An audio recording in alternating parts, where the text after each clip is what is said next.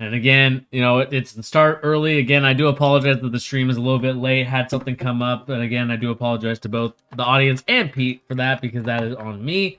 So again, I do apologize to everybody that this happened, but just like life, sometimes stuff happens. But again, I do appreciate Pete and of course you guys, the audience as well, for being patient and not at my neck right now, because I would probably be at my neck right now if I was a viewer. But nevertheless, Pete, we're here to discuss some things. Obviously some big things happened, and unfortunately we can't get too into it as of right now. But what we can do, and what I think we should do, is really talk about how the offseason went for all these teams. Because right now we're getting close to that time where we're really looking at who has made the best moves so far, not only in the draft, not only in the offseason, not only with signing two-way players, but who's really made the best moves right now in terms of NBA teams for the offseason. Obviously, we still have a month away.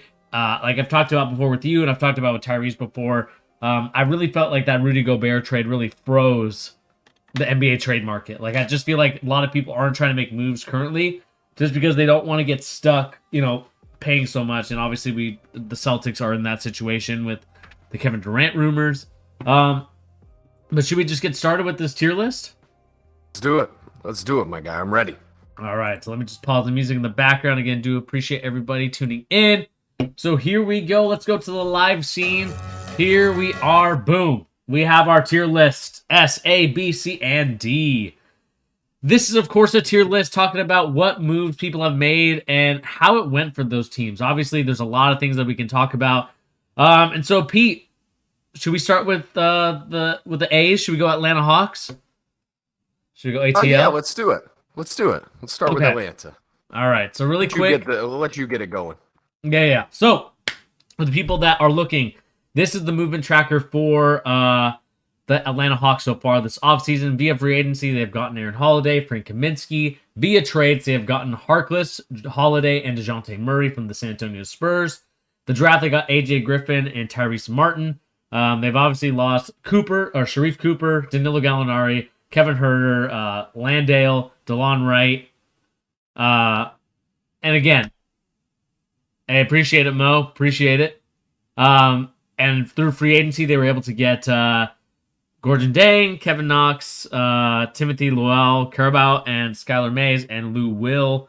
Those guys are free agents from their roster. And so, Pete, if we had to look at kind of what they added, what they lost, and who are their free agents this coming season, how would you rate, in your opinion, the Atlanta Hawks on this tier maker? Oh man, this one's kind of tough. This is like one of the tougher teams, I think. I'd actually probably go ahead and give them like a B, maybe a B minus.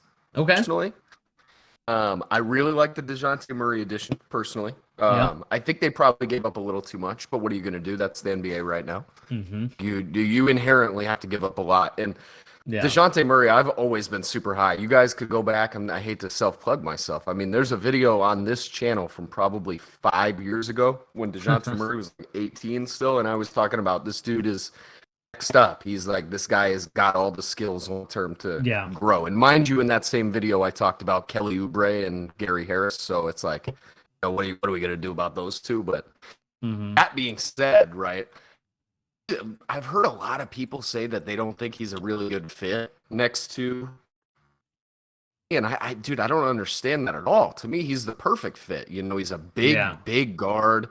Take away a lot of the ball handling responsibilities from Trey. So it's going to be interesting, I think, like especially with Trey, to see be off ball a lot more than we've seen him in the past. And I think with somebody like DeJounte Murray and the skill set that this dude has, it's going to really like make Trey's game shine even more, I think. And then the defensive hustle that DeJounte has as well is just such a great cover up for Trey's. Like whatever you think of Trey at this point, you're delusional if you still think if you think this guy's going to be a good defender in the league. I don't think it's going to ever really happen for him. So this is the best thing you can do if you're team building. Like Trey is the guy. You have to get guys like DeJounte Murray. The reason that I would go ahead and say B minus, B-ish area, is I just don't think they did enough besides that. And I think that there's still like moves this team could make, but they just need to do something else. And one of my big things, and we talk about this a lot off stream, is because one of our good friends is a Hawks fan. I'm just not a big John Collins guy. I really am not. I think he's super two dimensional, and the amount of money you're paying him and the responsibilities that he needs to fill on the court when you have a guy like Trey, they don't really match up with guys like Capella, for example, right? Like they're Right. just too similar of players. And John Collins I just haven't seen John Collins improve very much over time. So I would ding them pretty heavily for not, like, I think there was a world in which they could have made a John Collins and a pick move for DeAndre Ayton. It's a huge trade for this team. And if we're talking that trade happens, this is like an A plus for me. But they didn't do anything like that. So I'm going to stick with the B minus. What do you think, Bertie? Yeah, I mean, I'm going to have to agree with you here. I think it was a B just because I think by getting DeJounte Murray, and I'll go back to the moves really quick so people can see on the screen. I love the moves that they made. Getting DeJounte Murray, getting AJ Griffin. I think AJ Griffin's going to be a great player for them eventually, depending on how they use him. Obviously, the 16th pick.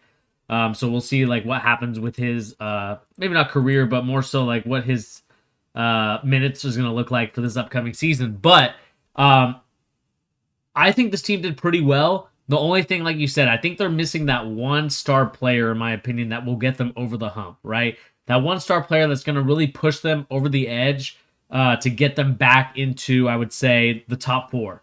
Because right now, to me, they feel like a top 6, top 7 type of team where they'll have to play in the playing game.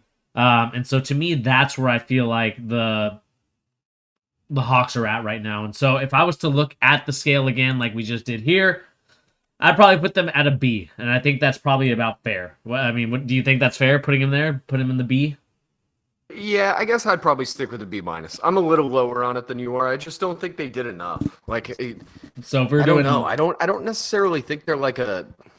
I guess we're on a tier maker. Yeah, Let's tier. go B. That's fine. B? That's Okay. fine.